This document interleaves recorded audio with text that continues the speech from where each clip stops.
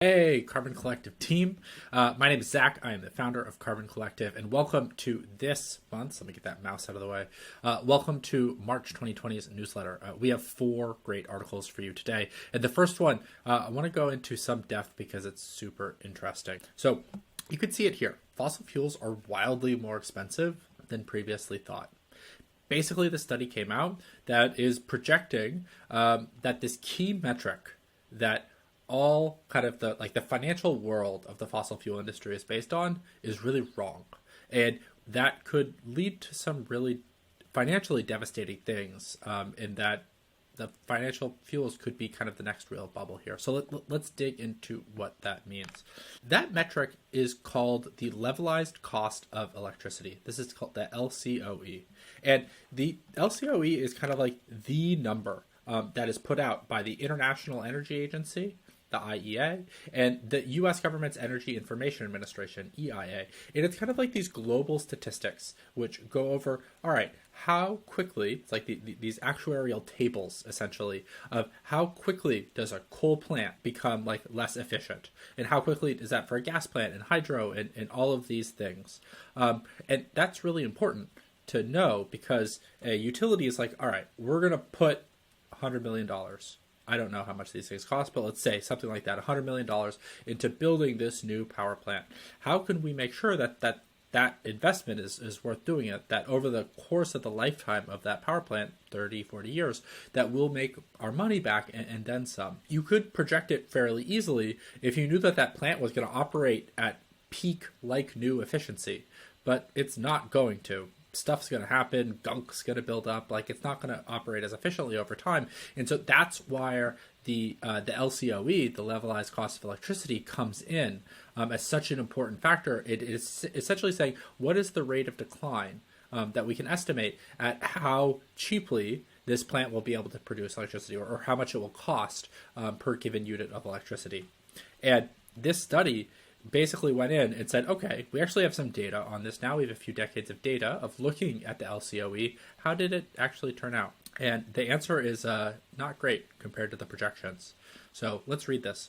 For instance, while the EIA tells us that coal plants retain a capacity factor of 80% for the entirety of their 40-year technical lifetime, through to 2060, in reality, it is far lower, according to the new study. In the U.S., the average capacity factor for coal plants in 2010 was 67%. 10 years, it plummeted further to 40%. This is half as much as the official LCOE estimate. Okay, so what does that mean? This means that the real cost of electricity produced by these plants is ridiculously high as 32.4 cents per kilowatt hour when corrected, which is more than 4 times the EIA's figure of 7.6 cents. So basically, what this study is projecting is that all of these utilities are sitting on all of these assets that they are assuming are going to continue to pay out for many years to come, that actually won't, that will become unprofitable far faster than expected. And when that happens, this study is arguing that could be the next bubble that bursts, that you have all of these assets that no longer are really profitable to operate. And what are the ripple effects going to be in the economy for that? One piece of really good news within this is that this means for the alternatives, solar, wind, and battery systems are even more attractive. Right now, solar is out competing all of these things, but they're kind of close. And with studies like this, and potentially with more of this data coming to pass, it could become really clear that solar and wind alternatives are just far cheaper to build and are going to be a far better investment in the long run. And that's the exact type of alignment of long-term investment that we need for renewables. Article number 2, Chevron. So a group of environmental groups put a complaint with the FTC over greenwashing. So basically, Chevron, for a long time in its marketing, has been saying things like ever cleaner energy and that they're going to deliver higher returns and lower carbon, kind of appealing to this like, yeah, Chevron's on the right side of climate change here. No. Since 2010 to 2018, Chevron has invested 0.2% of their money in low carbon energy sources. Why is that a problem? Obviously, it's a problem in the near term, but it's also a really big problem in the long term. When Chevron makes an investment in an oil platform, in a pipeline, in new wells, in buying new land for oil extraction, it's expecting to get value out of that for like 20 to 30 years. These are long-term assets that it's investing in. And so the fact that it's investing so little in these other long-term assets like wind and solar is just like the trajectory of that company is completely off from ever cleaner energy. So it's really important for those of us in the climate space to be aware that the Chevrons of the world are going to try to convince us that they're on the right side of this, while not actually doing anything about it. There are examples of companies that have done things. Ørsted is a Danish company that has completely sold it was an oil company, everything related to oil, and it's just a wind company now, and they're doing great.